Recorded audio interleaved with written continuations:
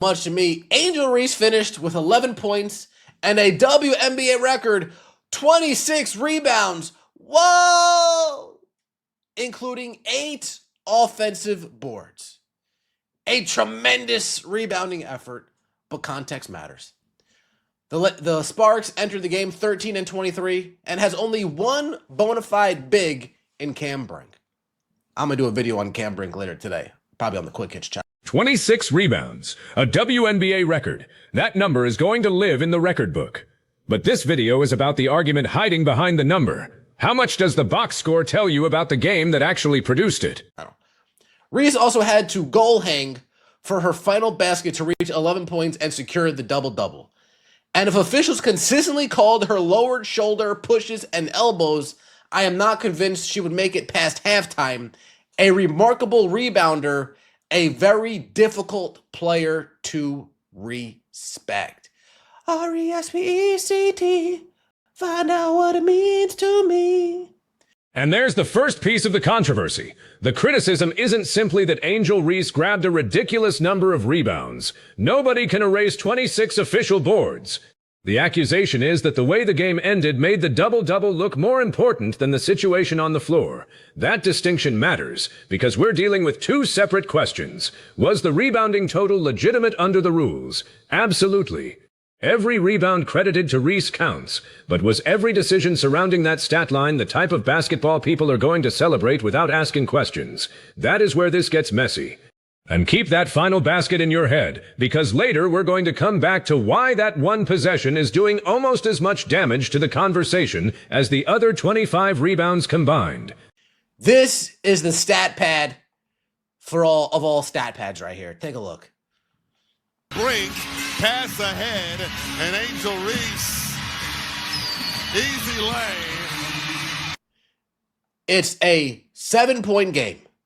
There are 18 seconds left. All the Atlanta Dream has to do is dribble out the shot clock. Look at the situation rather than the emotion around it. 7-point game, 18 seconds left. The offensive team does not need another basket to create some dramatic comeback. The basic basketball expectation is simple. Protect the ball, let the remaining time disappear, and finish the game. Instead, the possession turns into a runout. That doesn't automatically prove some premeditated plan to manufacture a statistic. We cannot know what a player was thinking unless that player says it, but it does create the visual that critics are reacting to.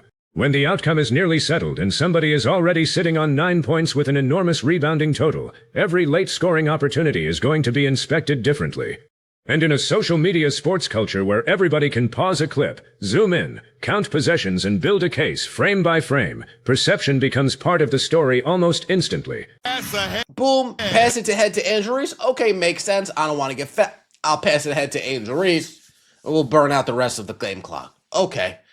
But Angel Reese knows. She's like, oh man, I got 9 points. I've been shooting 3 for 13 up until this point. Damn. I got 26 rebounds and I don't even have a double. Oh shit. How can I try to make this seem? I'm gonna stat pad. I'm gonna cherry pick. I'm going to stat pad, and I'm going to get this easy. Brink, pass ahead, and Angel Reese, easy lay. That is the possession everybody is going to use. The commentator frames it as deliberate stat padding. That is his interpretation, not something we can establish from the clip alone. What we can establish is that Reese gets ahead of the play, receives the pass and scores the basket that moves her from 9 points to 11, completing the double-double. And this is where fans split into two completely different camps. One side says, a basket is a basket. If the defense doesn't stop it, score it. Basketball does not contain a special rule saying a player with 9 points must refuse an open opportunity because the game is almost finished. The other side says the context matters. If everybody else is effectively winding the game down while one player is already leaking toward the other basket, the stat may be legal while the optics still look terrible. That's a much stronger criticism than pretending the points should somehow be deleted. The 11 points are official. The double-double is official. The controversy is about basketball judgment, not whether the scorekeeper should rewrite history. But the more interesting argument is still coming. Because once people started dissecting the 26 rebounds individually, the debate shifted from one late basket to the value of the entire record. he goes into these ethical hoops, unethical hoops, ethical rebounding, unethical rebounding. So Angel Reese is used to stat pad. We remember her rookie season against the Dream, coincidentally, against the Storm, against the Liberty. We've seen her stat pad quite a few times. In fact, the stat padding is what got...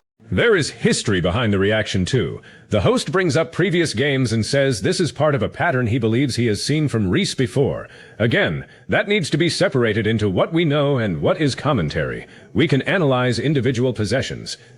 We can analyze shot attempts, rebounds, defensive positioning, and game situations. But claiming somebody has repeatedly manipulated games specifically to chase statistics requires more than frustration with a handful of clips. That doesn't mean the criticism has no value.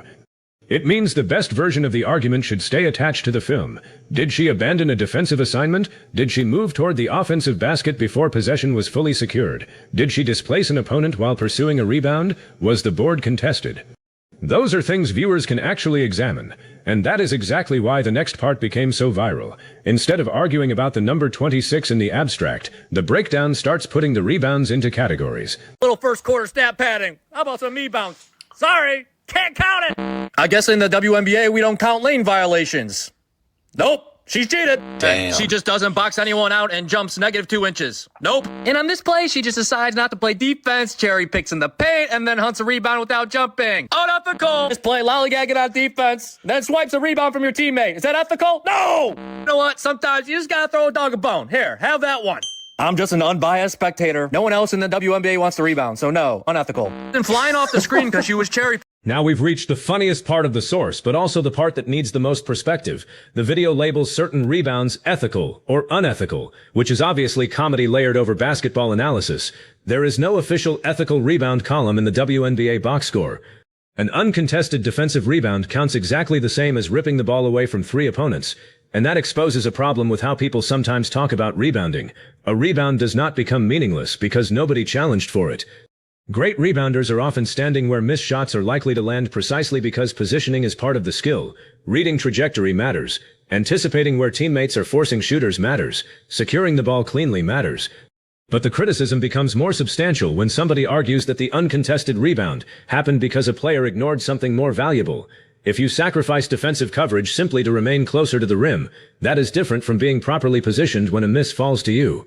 If you take a rebound away from a teammate who already has control, that can create ugly optics even though the possession still belongs to your team. If you use an illegal push that officials miss, then the argument is about officiating, not the morality of the rebound itself.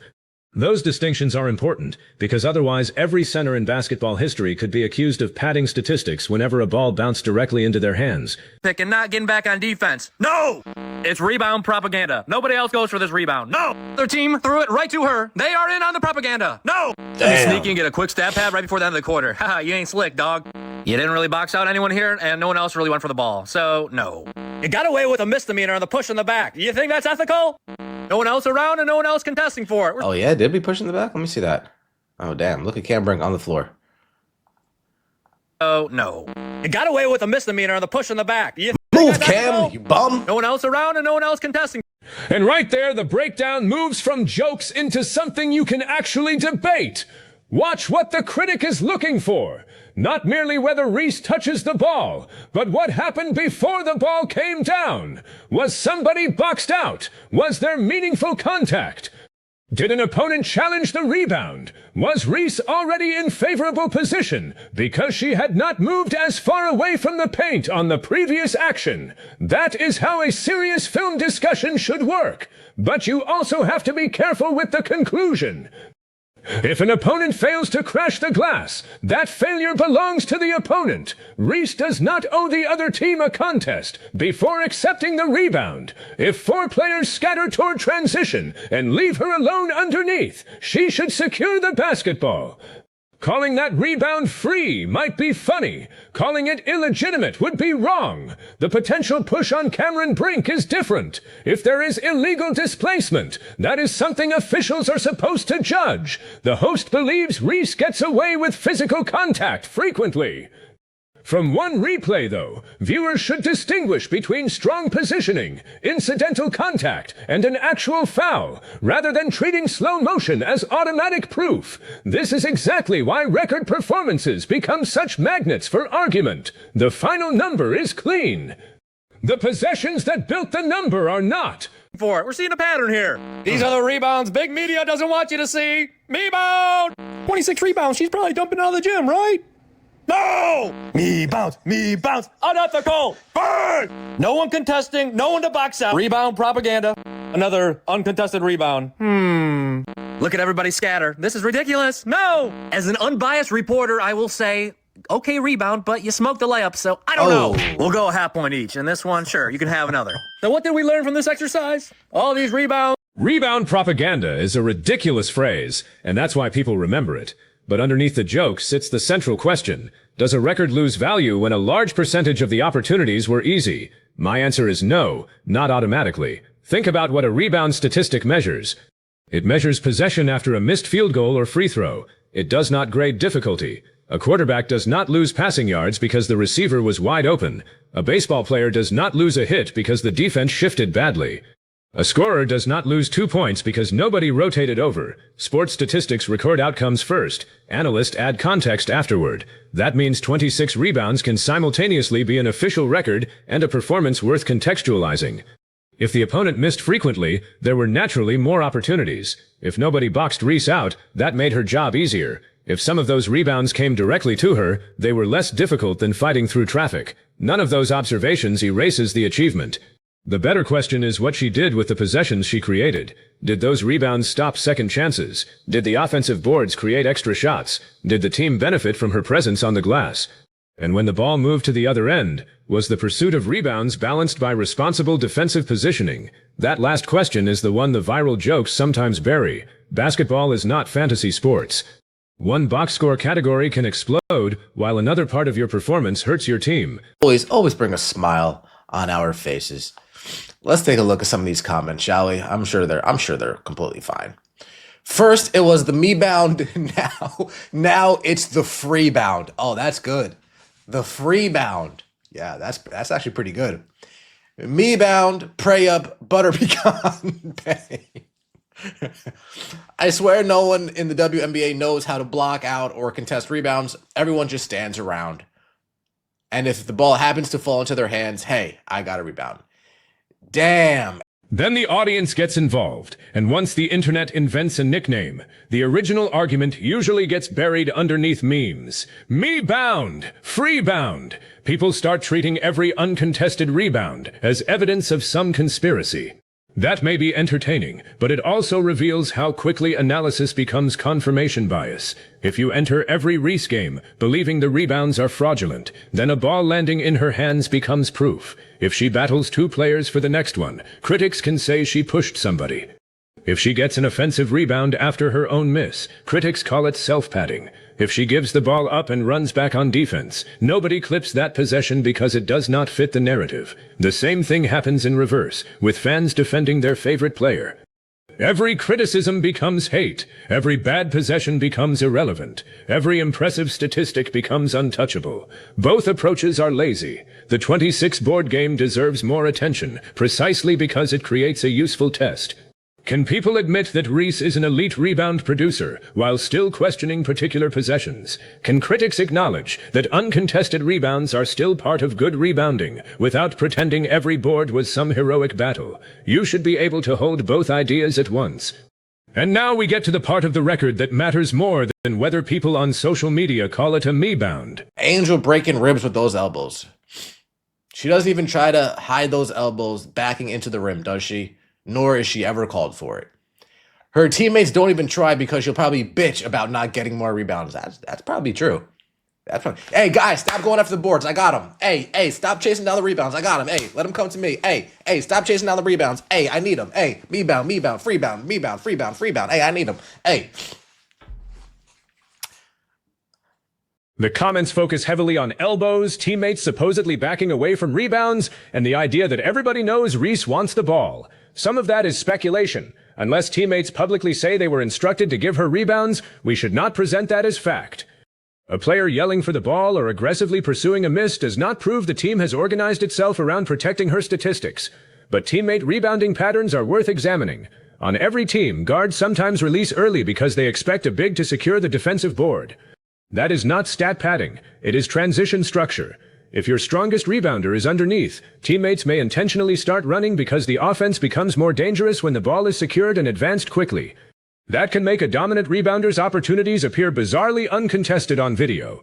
Everybody else is already leaving because that is the assignment. The real film question is whether Reese is collecting balls her teammates should have secured, or whether the system is designed for her to clean the glass while they create outlets. Those are completely different things.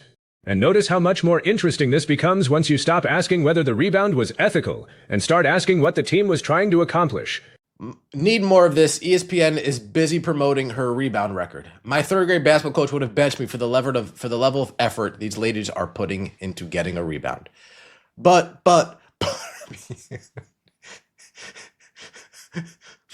Stat Stuffer is a glutton for punishment. He pays more attention to these WNBA games than the referees. Me-bounds are the only real rebounds. Wow. I need me-bounds to be an official. Here is another accusation that sounds powerful until you slow it down. Nobody else in the WNBA knows how to box out. Obviously, that is exaggerated. Professional players understand boxing out. But effort can vary possession to possession, especially late in games, and some matchups create enormous rebounding advantages. The source points out that Los Angeles had limited size available and identifies Cameron Brink as the major interior presence. That matters because rebounding numbers are always partly opponent dependent. A 26 rebound night against a small lineup does not become fake. It does tell you something about the environment in which the record happened. This is normal sports analysis.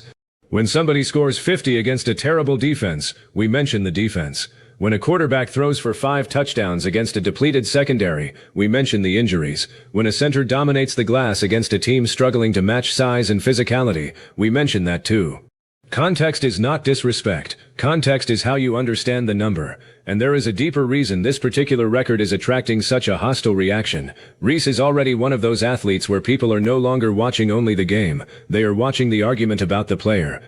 Every possession becomes evidence for a side. That is dangerous because eventually the player you think you are evaluating disappears behind the version of that player social media has created. That in the WNBA and NBA, I need it like I need oxygen. That's why the eye test is so important. The vast majority of the me-bounds come down to standing in the paint, literally just wandering down there, not even concerned about where the opponents are because they can't even be bothered to try. 18 of the 26 rebounds, she didn't box out or physically touch another player, and that is being generous. It could have been 20 if you wanted to be a stickler. So 8 of the 26 rebounds were contested, and a few of those were her being blocked. I was watching Now we reach the statistic the host believes is the smoking gun. He cites another breakdown claiming that 18 of the 26 rebounds came without Reese boxing out or physically touching another player, while only a smaller group were meaningfully contested. Even accepting that classification for the sake of argument, it does not prove the record was manufactured. It proves something much simpler. Many rebound opportunities were available without a fight. And this is where I think the criticism has to become more precise. If your case is that 26 sounds more dominant than the film felt, that is fair. Numbers can create an impression of constant physical domination, even when several possessions involved routine defensive rebounds. If your case is that those rebounds should not count, that argument falls apart. They count because she secured the ball after a miss. That is the definition of the statistic. If your case is that she sometimes prioritized the possibility of a rebound over another responsibility, then show those specific plays. That is basketball criticism. And if your case is that the final basket looked like a deliberate attempt to preserve the double-double, you can absolutely criticize the decision while admitting that we cannot read Reese's mind. Precision makes the argument stronger. Calling everything fraudulent actually makes it weaker. Scap Attack video, and he said something along the lines of, there were around 80 missed shots that whole entire game. 80 missed shots between those two teams. 78-71 barn burner. Out of 80 missed shots, somebody was guaranteed to rebound those basketballs, right? Somebody was guaranteed. And there is the missing piece that finally explains why 26 was even available. According to the discussion in the source, there were roughly 80 missed shots in the game. That is the environment. Rebounds do not appear out of nowhere. Every missed shot creates a potential rebounding opportunity. When a game produces that many misses, somebody is going to collect a mountain of boards. Reese collected more of them than anybody else, enough to reach 26. That does not make the record meaningless. It tells you why opportunity has to be part of the analysis. Rebounding totals are a combination of skill, positioning, role, opponent shooting, teammate behavior, lineup size, and simple bounce variance. A player can be exceptional at rebounding and still benefit from a game where the basketball keeps coming off the rim. Those things are not mutually exclusive. And that brings us back to the opening mystery. Why is the final basket getting so much attention when the historic number was 26 rebounds? Because the basket gives critics something the rebounds mostly do not, a clear visual of a choice. Most of the rebound argument requires interpretation. Was that positioning or laziness? Was that teammate strategy or stat hunting? Was that legal contact or a missed foul? Reasonable people can disagree. But on the late runout, the situation is easier to understand. Reese was sitting on 9 points. The game was almost finished. She got ahead, received the ball, scored, and crossed into double figures. That sequence does not prove intent, but it creates the exact appearance that fuels a stat-padding accusation. And once viewers believe the last 2 points were chased for the double-double, they go backward through the rest of the game, looking for evidence that the 26 rebounds were chased the same way. That is how one possession changes the interpretation of an entire stat line. Somebody was guaranteed to rebound those basketballs, right? Somebody was guaranteed to rebound those basketballs. Let me know your thoughts in the comment section below. So where should you land on this? Angel Reese officially finished with 11 points and a WNBA-record 26 rebounds. Those rebounds count. An uncontested board is still a board. Weak rebounding from the opponent does not require Reese to apologize for securing the basketball, and a game full of misses naturally creates more opportunities. At the same time, records deserve context. If the film shows many routine rebounds, say that. If a matchup favored her physically, say that. If you believe a specific possession shows poor defense because she was hunting the glass, break down that possession. If you believe contact should have been called, point to the replay and let people judge it. And yes, the late basket deserves criticism if your basketball standard is that a team should simply kill the clock instead of pushing for a meaningless score. The optics are especially bad because those 2 points completed the double-double. But there is still a difference between saying, that looked like stat padding, and claiming as fact that Reese deliberately orchestrated the entire game around her statistics. We have evidence for the first argument. We do not have evidence for the second. That difference matters because sports commentary is better when the criticism is strong enough to survive without exaggeration, and Reese gives critics plenty to debate without pretending a record should be erased. Her value on the glass is real. Her limitations and decisions in other parts of the game can also be scrutinized. Those 2 statements can coexist. Actually, that is probably the most revealing thing about this whole controversy. The fight is not really over whether 26 rebounds happened. They happened. The fight is over what those 26 rebounds are supposed to mean. Do they prove overwhelming rebounding dominance? Do they mostly reflect opportunity in an ugly, miss-heavy game? Was it a combination of elite instincts and favorable circumstances? And does the way she reached 11 points change how you personally view the performance? That is where I want you to make the call. If you have to choose one, are you putting this game in the category of historic rebounding performance with some ugly late-game optics, or are you calling the entire stat line a stat-padding showcase? Drop your choice in the comments. Tell me exactly which possession convinced you. And if you want more film-based WNBA breakdowns where we separate what the box score says from what actually happened on the floor, like the video and subscribe to the channel.